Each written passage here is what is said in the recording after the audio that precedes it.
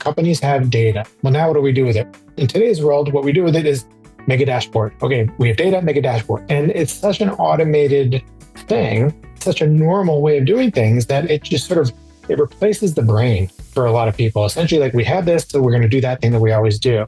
The question is, what do they really need? And you have to not necessarily ignore the initial ask, but you have to question it, because the initial ask is often their assumed response, the thing that they think that they probably need, but there's something behind that, which is what you have to investigate. And then that can lead you to a better design. This is the second time we have had data visualization pioneer Bill Shander on our Everything Thought Leadership video podcast series. I interviewed Bill 3 years ago on the importance of data visualization in presenting thought leadership content. In this interview, Bill and I talk about his outstanding new book, Stakeholder Whispering, which was published this year by John White & Sons. Bill explains the concept. It's about uncovering what someone needs before doing what they tell you to do. Put another way, it's about deeply understanding your client's problem and helping them understand it better too before agreeing on the solution. All right, Bill, it's great to see you again, although I wished you lived around the corner. Well, actually, you lived around 2 corners from me in our little Boston Marathon start line town of Hopkinton, Massachusetts. But there's so much for us to catch up on, and especially about your new book, Stakeholder Whispering, which I have right here, and I've read most of it, and I've seen mentioned a couple of times, so thank you. So welcome to our show. Thank you very much, Bob. Always good to see you. And yes, it's too bad that we can't just sort of bump into each other walking down the street anymore, but we need to catch up like this more often. So my first question is, I've known you for years as one of the premier people and a pioneer of data visualization, especially the interactive data viz. That's really kind of caught attention in the world, the bigger world of data visualization. How did you wander into this subject territory of stakeholder whispering? So, before I started doing data visualization as my primary focus, I used to do web design and development more broadly. So that's why I focused especially on the interactive stuff for data viz. And even starting way back when, 30 years ago almost, doing web design and development, people would request things like, make the logo bigger or make the button blue. And they would make these arbitrary requests, which a designer hears as, okay, if you're like a junior designer, I better make the button blue, like jump on it and make the blue button. And then you make the blue button and they're like, maybe try red. Oh, maybe try purple or green or make it square or make it round. And like suddenly you realize after the 47th iteration, like, oh, they didn't need a blue button. There's something else behind that request. And the same thing happens in data visualization all the time, right? So, companies have data. Okay, we have data. Well, now what do we do with it? Well, in today's world, what we do with it is make a dashboard. Okay, we have data, make a dashboard. And it's such an automated thing, and it's such a normal way of doing things that it just it replaces the brain for a lot of people. Essentially, like we have this, so we're going to do that thing that we always do. And so I've been doing this for 30 years in different contexts, but it's always the same thing. The question is, what do they really need? And you have to not necessarily ignore the initial ask, but you have to question it, because the initial ask is often their assumed response, the thing that they think that they probably need, but there's something behind that, which is what you have to investigate. And then that can lead you to a better design, a better data delivery mechanism, or whatever it is that you're working on. And as your book suggests, you can't simply say, well, what do you need? Right? I mean, it's more complex than that. It definitely is. Because, if you say, well, what do you need? They'll say a blue button. Didn't you hear me? Right? I just told you what I need. Just get to it. It's a much bigger issue than that. First of all, you have to realize, and I talk about this a lot in the book, that, nothing is as it seems. In fact, I think that's the first chapter in the book, is nothing is as it seems. Literally nothing on earth is as it seems. All humans are being driven by their subconscious at all times, and we don't reason very well. So anything you think, even if you were to ask them, they don't know. And so you have to ask them in a way that helps them dig out what they actually need for themselves. It's a lot like therapy. And I have a chapter in the book where I talk about essentially how therapists conduct therapy and how you actually become a good therapist. And, a lot of details about how therapists really think and how they sort of dig out insights from their patients. And it's not a joke, although I used to joke about it with my clients. This feels like therapy when I'm trying to get them to tell me what they really need. But it really is. It's about helping them understand their true underlying needs. Because then once you understand the true need, then you can address it. And I had a good friend who was on my Thursday morning Stakeholder Whispering Live on LinkedIn who phrased it really well. He said, they own the problem, you own the solution. So if they can figure out what their problem is, like, in the case of like a website, I need a blue button. Well, what's the problem? Why do you need a blue button? Well, no one's clicking on the stupid button. Oh, so what you really need is a button that will entice people to click, right? You don't need a blue button. You need a button that will entice people. So, okay, now let's focus on that. And we'll make a button that will entice people to click. And maybe it's a color thing. Maybe it's a shape thing. Maybe it bounces around. Maybe there's a bird that flies and lands on the button. I don't know what it is, but let's really solve that problem. And I'm going to solve it because I'm a designer. And you tell me what the problem is. And we'll collaborate too. It's not just me and you, we each have our turf, but that's sort of the basic idea. So what is behind, do you think, people who don't ask these questions to really kind of get at the real need? Why are they acting like that? There's got to be a good reason that they act, they just take the first answer and then they go out and execute it and they come back. No, it's totally wrong. What is it? People want to just please others, especially those who are paying them to do something? Yeah, there are a whole host of reasons why. One, people pleasers for sure is part of it. They've asked me to do something. Let me jump. Let me go do it. Let me go do it. Another one is, you're junior in your career, you're young, and you're told what to do. And you think your job is to just do that. And so it's a fairly normal thing to think, I'm the employee, they're the boss, just do what they say. Another reason is maybe you work in a company where the culture isn't super welcoming to managing up. Maybe questioning your boss doesn't work so well or historically hasn't worked so well. Maybe it's not even just a cultural thing, but maybe your boss, your stakeholder has been a jerk in the past when you've tried to question them or maybe probe a little bit deeper. So you have a little bit of PTSD. Fifth reason is, a lot of times our bosses are incredibly busy, talented, intimidating, the genius experts in their field, et cetera. So it's fairly natural to assume, well, they know what they need. Like they're the experts here. Who am I to question that? So there's all kinds of reasons we don't do it. But, what we have to realize is that it's our job to question it. We got hired to do what we do, whether you're a thought leadership professional, whether you're in marketing more broadly, whether you're a data analyst, I don't care what your job is. If you're in knowledge work, you're hired not just to be fingers on a keyboard, but to actually think strategically. And so your job is to not push back as in, you're always going to be pushing back against your boss, but to probe and question, especially when there's a little bit of nuance to the situation. And all right, blue button. I know that you don't need a blue button. I know that you need something else, which is why you are asking for blue. So it's my job to figure that out because I'll deliver a green and a pink and a purple and a fuchsia button. I'll spend 47 iterations and 3 days on it. Or maybe I could save us all a lot of heartache and time and money and get it right, pretty close to right the first time if we just have a short conversation about it.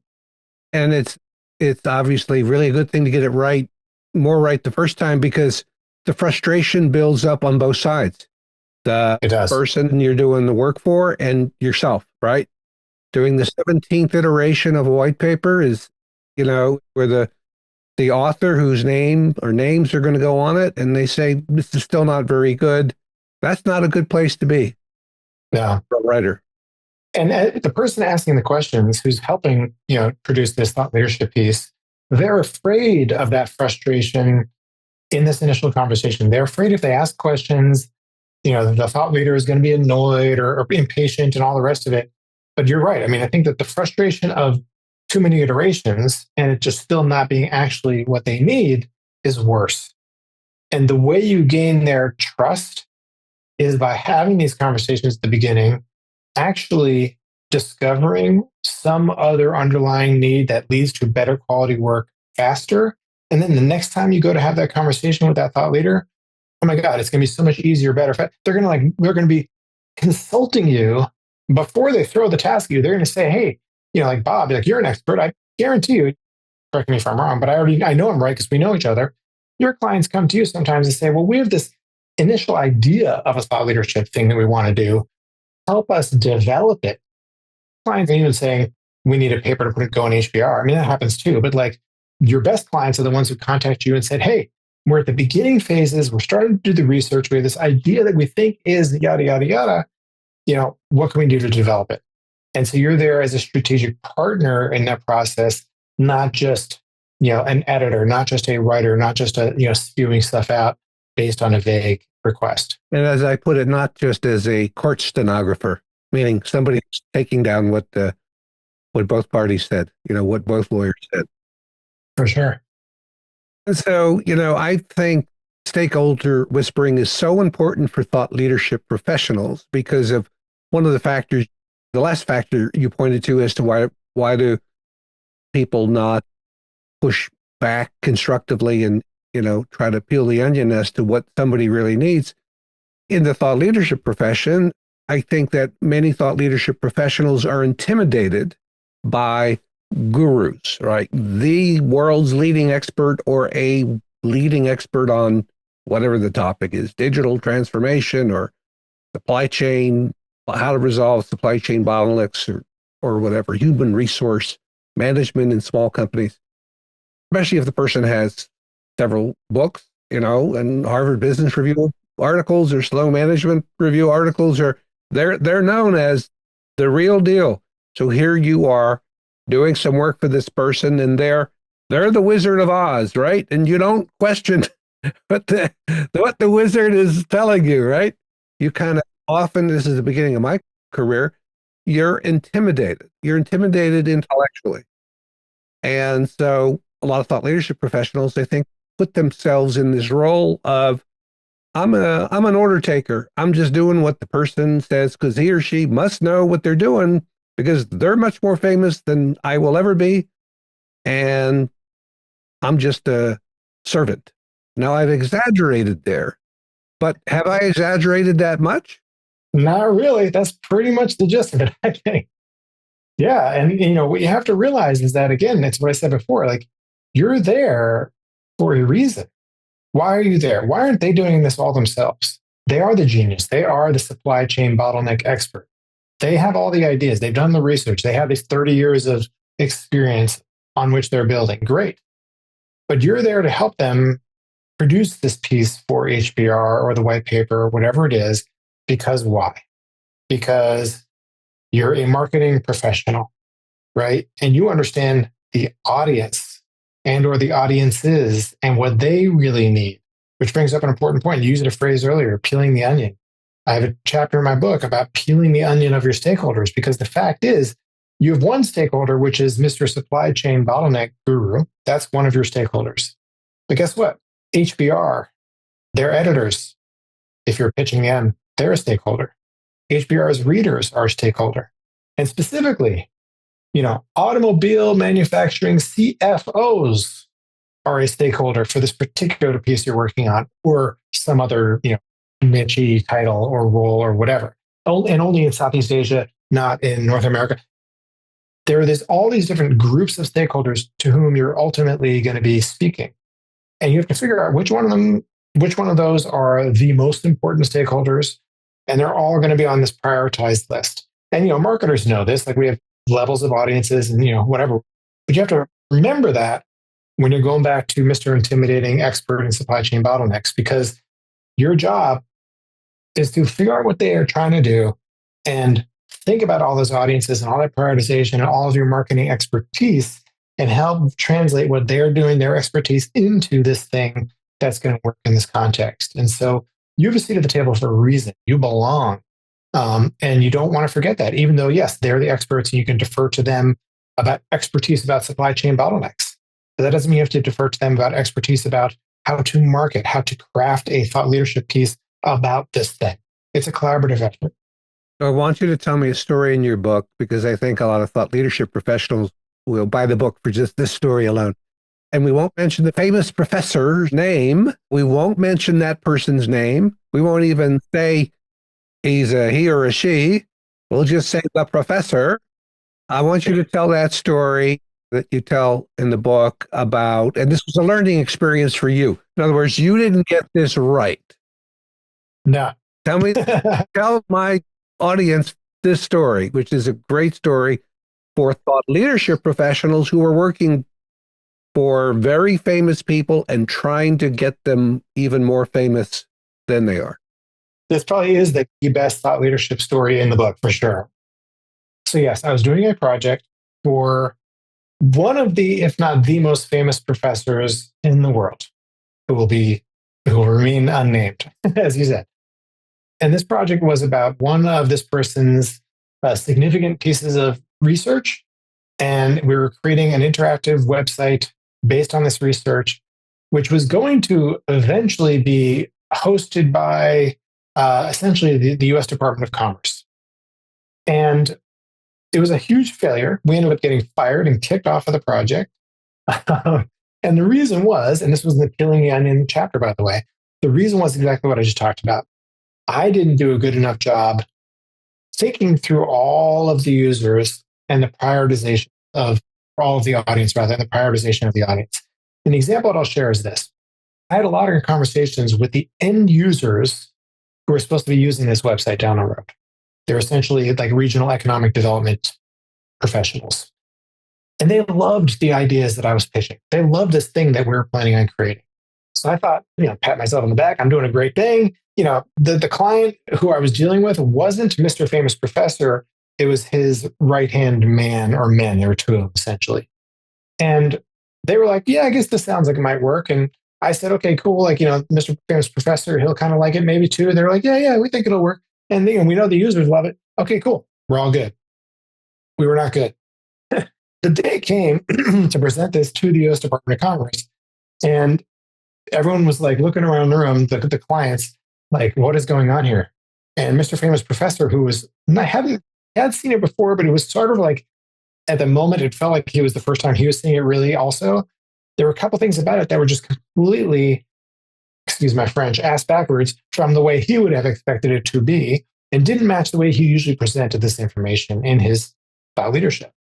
Long story short, my biggest failure there was I was stakeholder whispering by proxy. I was talking to these other people and did not speak enough directly to Mr. Famous Professor. Because he was the primary stakeholder. Would that be fair to say? Well, this is where it gets a little bit funky. He was the primary stakeholder to get approvals in order to then sort of move this thing down the path. I was under the assumption that the primary stakeholder was the users who were going to use this thing. By the way, President Obama was another stakeholder. He was going to be sort of involved in decision making about this thing, supposedly. There were the media we were concerned about as an audience because we wanted them to cover this when it came out. But who is the right primary stakeholder? Is it Mr. Famous Professor who owns this thought leadership? Or is it the users who are going to use the website? And I think it's a good example where neither one of those is right or wrong. It's both. But me talking to the users, doesn't matter whether they loved it or didn't like it, it didn't match the nature of the thought leadership, the research that Mr. Famous Professor had done. And so they both had to blend together. And I think if I understood what he really wanted, we've given away his gender now. I called him Mr. Professor anyways.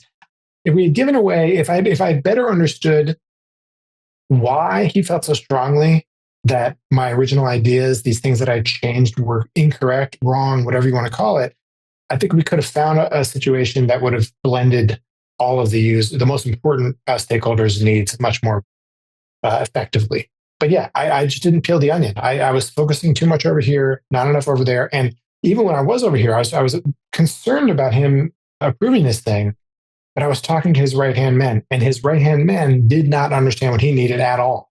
And so I was relying on their understanding of the situation, their relationship with him, and a whole host of other things to be a little bit tighter than it actually was. So rookie mistake, I was young, it was many years ago, but it is probably one of the most important lessons I ever learned, and very much a stakeholder whispering failure, not a design failure, not a technical failure, nothing else. It was all about not really peeling the onion of the stakeholders well. And he used to think his right-hand person was also afraid to do stakeholder whispering, was afraid to really kind of push on the famous professor. What is it you really want here? Sometimes the right hand man, and this is a long term right hand man for this person, sometimes the right hand man is the right hand man because they're good at saying yes and they're good at stroking the ego and managing stuff, but not really pushing back. So he was afraid to have the conversation with him. It was easier to just say, I think that'll work to me than it was to really, facilitate more conversations between the three of us that could have helped. So let's say thought leadership professional. It could be somebody who's been asked to help some expert write something, to be a ghostwriter or idea developer, which is a term I prefer to use because term ghostwriter can kind of relegate somebody or have somebody be seen as stenographer or wordsmith. Like you're just here to make convoluted thing I have in my mind, which I don't think is convoluted. You're just here to take a convoluted thing and make it make sense. So whether it's a writer or somebody who's been asked to create a data visualization piece or several pieces, or it's a speaker coach trying to work with a very famous person and produce a really powerful, compelling speech, what would be the first things that those, I'll call them thought leadership professionals, should do to really understand what their stakeholders need? Yeah. So I think the most important technique that I talk about in the book is sort of like a big picture idea, but then I do talk about specific ways to implement it.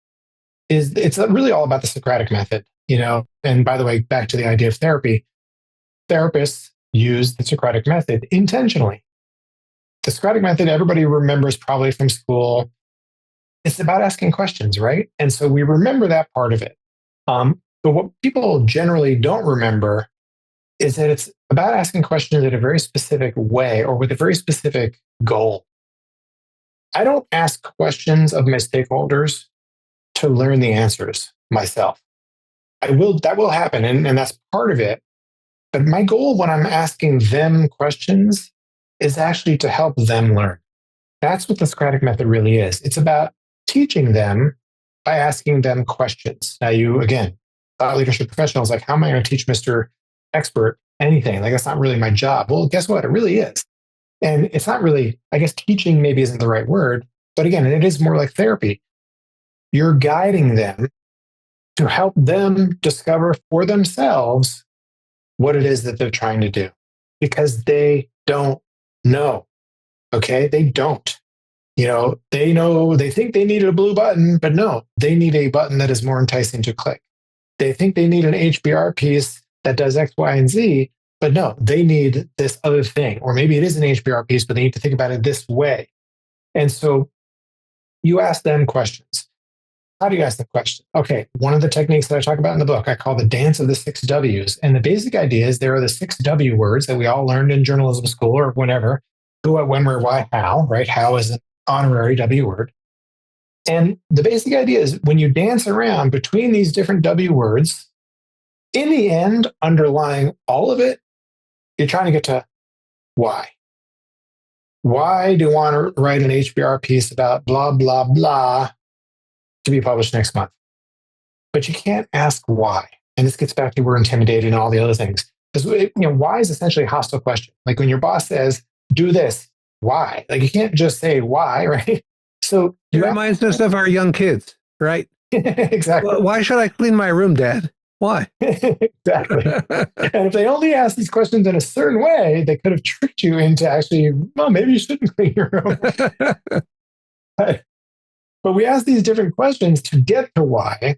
And the magic of the 6 W's is you're bouncing around between different questions and it doesn't feel like you're asking why. But more importantly, some of these questions are divergent questions, right? Why is a divergent question? Okay, how is a divergent question? And divergent questions are, like I'm showing, they're expansive. They make my mind open up and I can think about endless possibilities and expound upon it for hours. There's also convergent questions, which sort of narrow in, right? They lead to decisions. Divergent questions lead to brainstorms that just go endlessly everywhere and you never make a decision. Convergence leads to decision making. And so in a good brainstorming session, you do the same thing. It's divergent and convergent. The reason this is important is multifold. Number one, some people are more divergent thinkers and they'll feel comfortable going like this. And so they feel uncomfortable when you ask them to do this.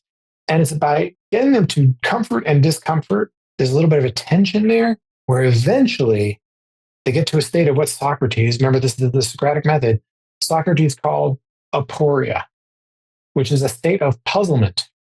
Now, I'm not saying you're trying to confuse your stakeholders. That's not the goal, like really on the surface of it. But in the end, guess what? Oh, easy divergent questions, a little harder convergent questions. And by the way, some people are the opposite. They really struggle with divergent and they're much better at like convergent thinking. I was going to ask you Whichever about it is. convergent thinking. I was going to ask you about that convergent. Let me just stop there for a second, because I think a lot of thought leaders, professionals, especially me in my early career in thought leadership, ghostwriting, I should call it then, but I did a lot of convergent thinking. So somebody would hand me a PowerPoint or a crappy article they wrote, and they'd say, I hear you're a good writer. Can you, 3,000 really, really make this thing, right? Yeah. And I think my convergent thinking would, and I didn't really understand it then, but I think my convergent thinking would sink in where I'd say, I'm not even sure what this person is talking about. So I think what he means is this. So I'm gonna lead the witness here. I'm gonna like force him down this path as to what I think he's really saying, and only ask him questions that are in line with what I think he's really saying. Right. So then here's the draft. After a session with the subject expert, here's the draft.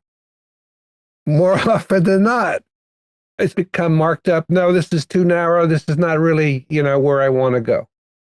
Yeah. I'm thinking that's a great example of the mistake of leading with convergent thinking, as opposed to asking open-ended questions, your 6Ws, to try to get him or her to articulate their thinking before I start to do the convergence.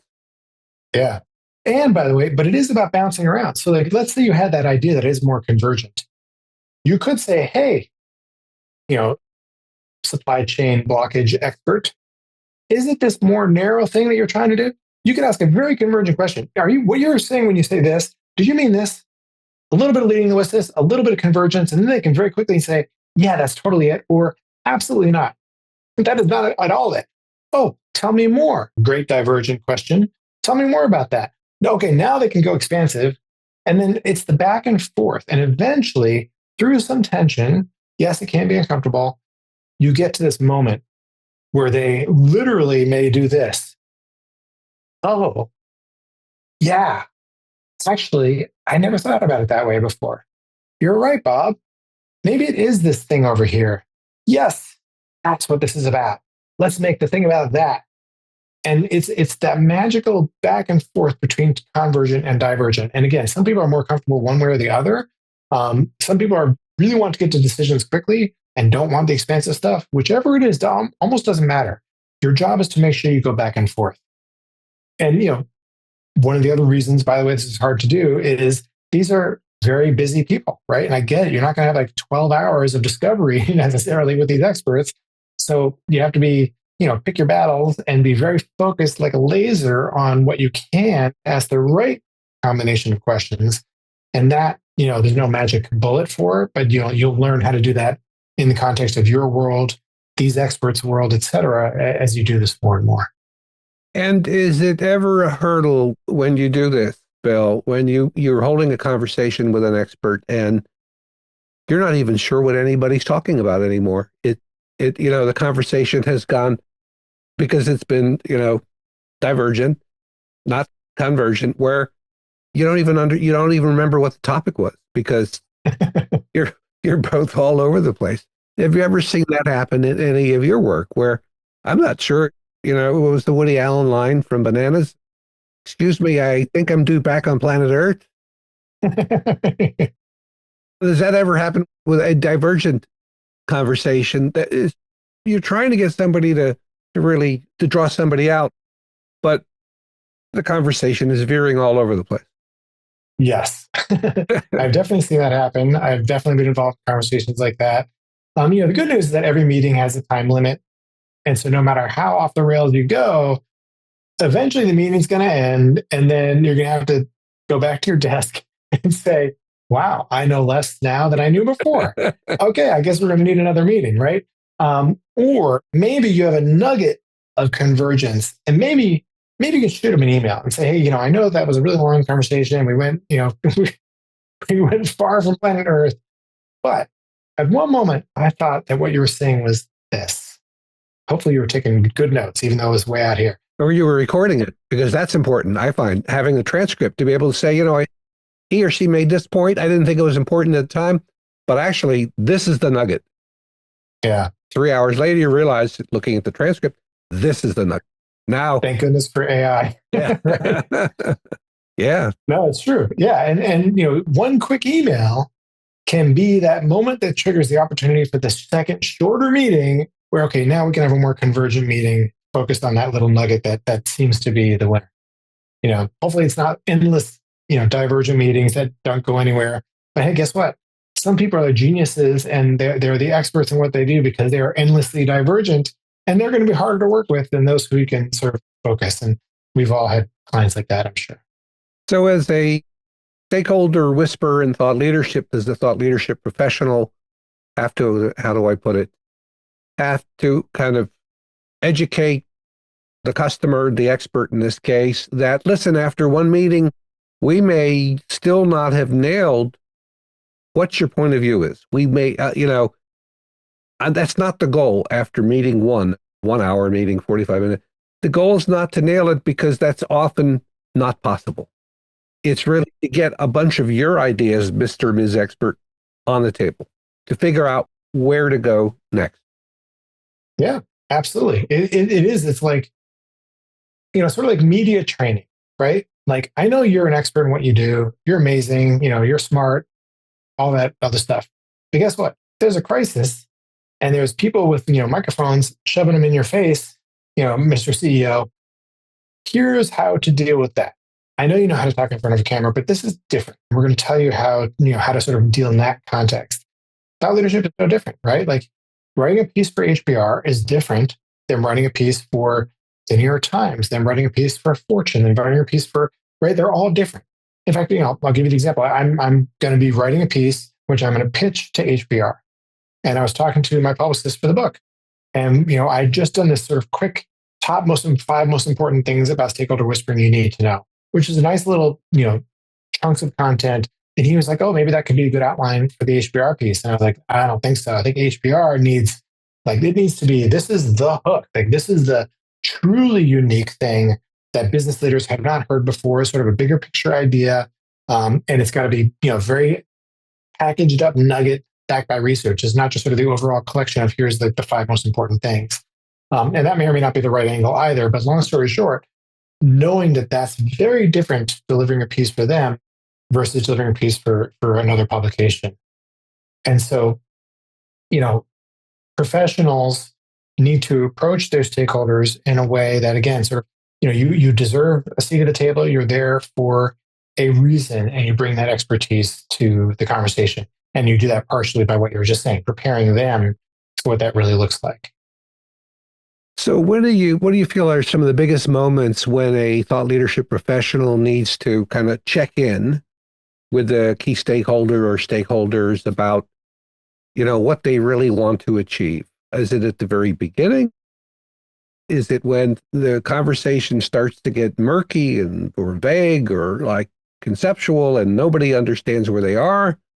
Yeah. Where do they need to check in to make sure, because they're kind of on the same wavelength, about where they are in the work that's being done? And I think, there's no question that whole initial discovery is incredibly important. I got a really big picture to understand what's going on here before I can do anything. In thought leadership, one of the things you do, one of the key steps is you're probably going to be outlining this thing that you're creating, whether it's a speech, a TED talk, HBR piece, whatever it is. That outline, you're going to run that past them and really dig in deep into it. Because, you show someone an outline, they're going to glance down a bullet list and say, yeah, that seems about right, but they're not really thinking about it. So you're going to want to really go deep on that. What's the next step? Are you doing a draft, or are you doing summaries of that outline, a paragraph or two that captures each key moment in that outline? And each one of those steps where you're sort of expanding and expanding and expanding, every one of those is an opportunity to say, hey, just want to run this past you. Are we on the right track here? And that's where, again, it can be even harder to feel like you should be wasting their time, wasting their time. It's more intimidating to go back the fourth time on the fourth expansion and say, hey, can you read this, this iteration essentially of this thing we're creating? Because they're going to sometimes get more impatient, or you're going to be afraid they're going to be more impatient. But, there's that moment where you have to trust your gut. It's kind of ironic because in the book, I talk a lot about Daniel Kahneman and the whole idea that our instinctive, intuitive gut response to things works well in nature, but doesn't work so well in work. We need to slow things down and think more strategically about things. At the same time, and Kahneman himself says this, our gut is actually pretty darn good. And so there's going to be that moment when you're working on a piece, because you've done this, 30, 20, 70, 800 times before, and it always falls apart at this moment. In web design, it always falls apart exactly in this particular phase of the project, where if you don't nail that and get the client on board here, everything from there is a waste. So whether that's at the outline, or that's at the summary of the outline, or some other step, you'll know in that moment, if they don't look at this now, this is where things are going to go south. And trust that instinct and make them make time for you to do that, and to do it at a level at which it deserves. So again, you're not just emailing the outline and hoping they look at it more than in a cursory way. You're setting up a meeting to go through that outline, even if it's 20 minutes. And that especially section 3, that's the funky one. That's the one where you have to really make sure they understand there's a reason why that's in the third place, and that these are the 4 topics you're going to discuss. Dig into that hard. And if they buy into that, if they're on board, okay, now maybe the next phase can be a little bit simpler. All right, let's talk about stakeholder whispering for data visualization, and talk about it for thought leadership purposes, but you could also talk about it for digital news purposes. So what I'm envisioning is, what I believe is this data visualization is done by McKinsey. Some of their best things is done by the New York Times online. You're combining audio and video and interactive charts and text and one-dimensional charts to tell a powerful story that can't be told nearly as well in one medium alone, right? These have got to be, and the thought leadership content equivalent of that is people like McKinsey are doing.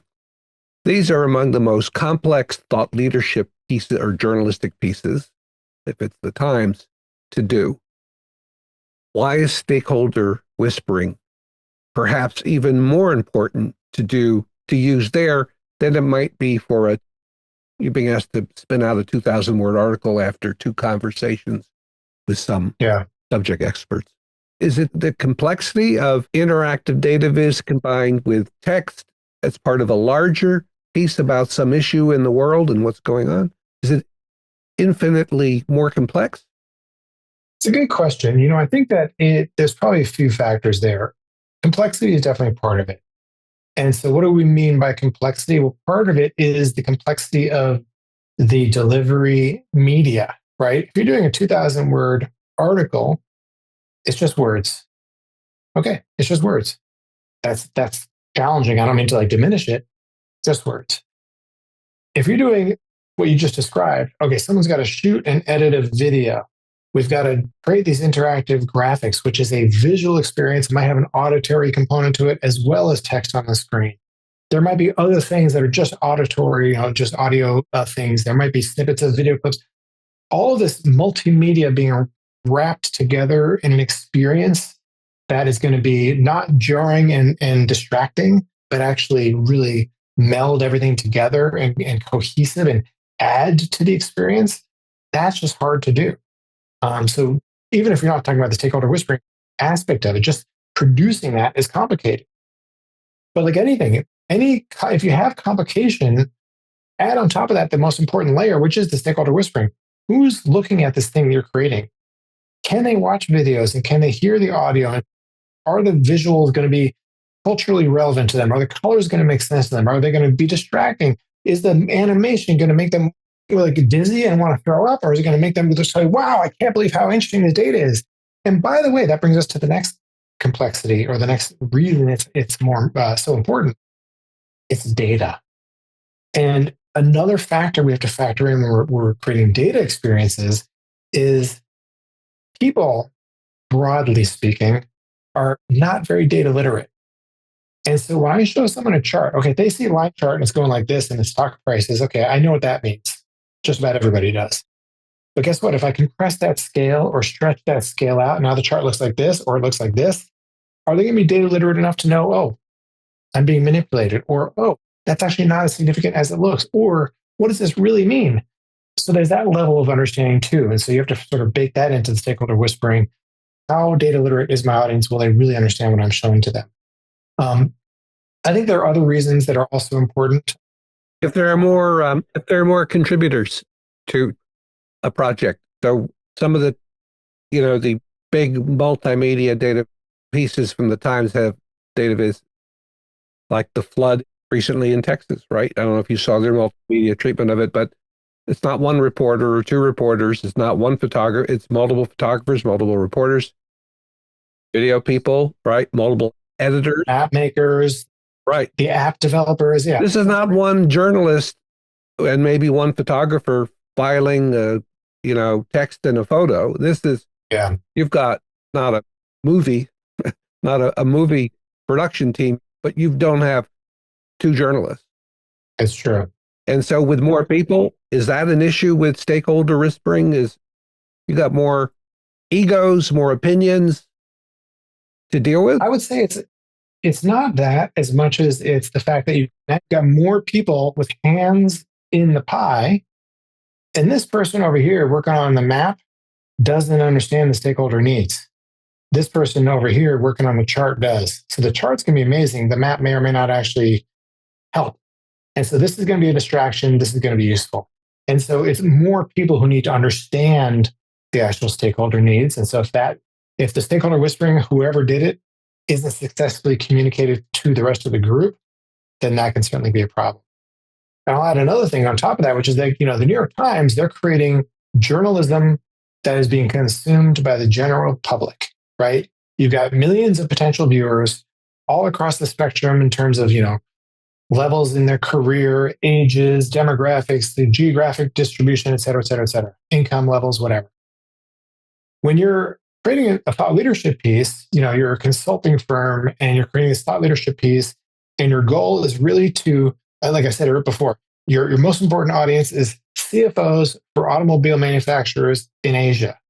All right. How many of those people are there? Like 20 of them? So this piece especially needs to talk to them. It's very narrow. And as long as you keep that in mind, it's much easier to pull that off, even if it's a big fancy production, because your audience is so tight. Whereas the New York Times has like the added difficulty of just having to appeal or at least be understandable and communicate successfully with an incredible array of readership. It seems to me one of the things that you're saying is, especially in the thought leadership end of things, the key stakeholder whisperer is not the expert, it's the audience. It's that CFO of an automotive company, right? Whatever the content is, if it's a 3,000 word white paper, a 30,000 word research report, or a book, 50,000 word report, seems to me, your most important stakeholder is your target reader, not your expert or two co-authors or three or whatever. Yeah, you've got to make sure they're pleased. But even more important, if your authors want a best-selling book or a research report that's read and generates leads, the audience is the most important stakeholder. always. right? And somebody's got to be acting on behalf of that stakeholder, and it's often not the expert. Not the expert. And by the way, this gets back to peeling the onion. Not only is it not the expert, it's not naturally going to be natural for them to do that necessarily. But your job, when you're speaking to your stakeholder, your boss, your first stakeholder, not your most important one, but your first one, your job is to convince them that their audience is their most important stakeholder, to remind them that they do have stakeholders. They're not the boss. The boss is the audience. And so, yeah, they're creating this thing for a reason, and it's for them, not for themselves. So, yeah, 100%. Great point. I've told people over the years, worked on thought leadership pieces, I've said, in the midst of conversations, I'm your audience. Okay. I will understand when something goes way over my head or not, or when something is really unique and resonates. I'm your audience. So I'm your warm up before you get on the stage and deliver through an article or a speech or a book or whatever. You're trying to appeal to me. Yeah. And I think that has helped when they realize they can't be objective about what their target audience will get or will find interesting or not. Yeah. And they can't suffer from the curse of knowledge, right? They can't be like, they're so in their heads. They know everything. They're the expert. And if their audience isn't made up of experts like them, which usually it isn't, right? Then they have to relearn or remember how to speak to them. And your job as a thought leadership professional is to remind them how to reach those other people. Well, I see this all the time. Reading academic journals, arcane academic journals, where the authors are really writing for other professors. They're not really writing for the target audience, the layperson who would benefit most from some academic research that's been done. I see this in baseball writing, where I read articles. I've been a baseball fan for 60 years. I can't understand half the baseball articles. Well, all the statistics and all the the second apron, like I thought I was somewhat sophisticated about baseball, but second apron, what does that mean? Right? And so, I guess what I'm saying is even some of the most accomplished sports writers can wind up forgetting their stakeholder is the average baseball fan, not the person in the front office for the Boston Red Sox or the Colorado Rockies. It's the average baseball fan, not Billy Beane of Moneyball fame. Exactly. And that gets back to what you asked before, right? Like, why is this hard? And part of it is like what I was talking about. It's the data literacy thing makes it worse. And that's exactly what you're describing. Like baseball has become about sabermetrics, data, stats, Moneyball. And that's fine. You can talk about that in a way that normal humans will understand, but you have to remember that they're normal humans. They're not Nate Silver. And so, yeah, you have to speak to them, not to the other statisticians. And people just need like a little reminder of that. Just get out of the curse of knowledge and just speak like a human. So, I normally teach data storytelling and visualization. That's my day job that I do more often than anything else. And all I have to do is to remind people how to tell data stories, is to remind them to forget the data for about 5 minutes, like step back from the data and how would you explain it to a human? And like you said, imagine I'm the audience. What I usually say is imagine you're speaking to a 16-year-old kid, right? They're smart enough to understand some things, but they're not experts, certainly in your topic area. And they're also not statisticians. Talk to them. Because if you can explain your data, no matter how complicated it is, in a way that that person can understand, you're good. Because most people don't need the stats. They just need the story. I tell people, dumb it down doesn't mean it's dumb. Yeah. It means it's intelligible. It's understandable. Yeah. That's what we all got to do. Yeah. All right, Bill, any last things on Stakeholder Whispering? Are you going to take it as your second book going to be a kind of for marriage counselors or for spouses? Need to do a lot more stakeholder whispering to work out the bumps in the relationship. It's funny. This is a business book, and all the anecdotes and all the thinking is focused on work, but it really applies to everything. So yes, you can literally take the book and reorient it towards just life broadly.